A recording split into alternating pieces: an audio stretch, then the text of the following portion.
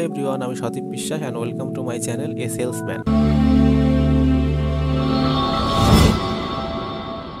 আমরা অনেকেই হয়তো সেলস পেশার সাথে জড়িত আছি, কিন্তু এর ভিতরে আমরা অনেকেই জানি না সেলসের আসল মিনিংটা কি, বা সেলস কাকে বলে, কত প্রকার এবং কি কি। আজকের ভিডিওতে এই সকল প্রশ্নের উত্তরগুলো থাকছে।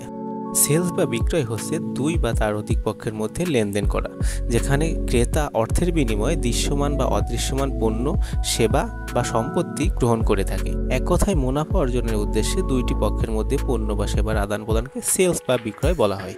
সেলস হতে হলে বেসিক্যালি তিনটি শর্ত থাকতে হবে। এক, দুইটি পক্ষ থাকতে হবে। দুই, পণ্য বা সেবার আদান প্রদান থাকতে হবে। তিন, মুনাফা অর্জনের উদ্দেশ্য থাকতে হবে। এই তিনটি শর্তের একটা শর্ত যদি না থাকে তাহলে সেটা সেলস হবে না। এবার আসি সেলস কত প্রকার ও কি কি। সেলস প্রধানত তিন প্রকার: এক, প্রাইমারি সেলস; দুই, সেকেন্ডারি সেলস; তিন, টারশিয়ারি বা ফাইনাল সেলস। প্রাইমারি সেলসটা হচ্ছে কোম্পানি থেকে ডিস্ট্রিবিউটার বা ডিলার পয়েন্টে যে সেলসটা করা হয় সেটা।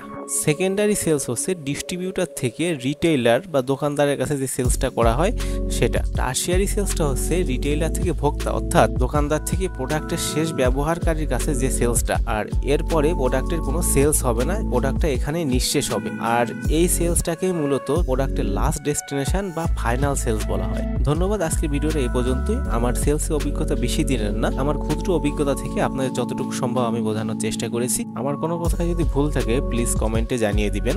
আপনাদের সাপোর্ট পেলে সামনে হয়তো আরো নতুন টপিক্সে নতুন ভিডিও নিয়ে আসবো। ধন্যবাদ সবাইকে।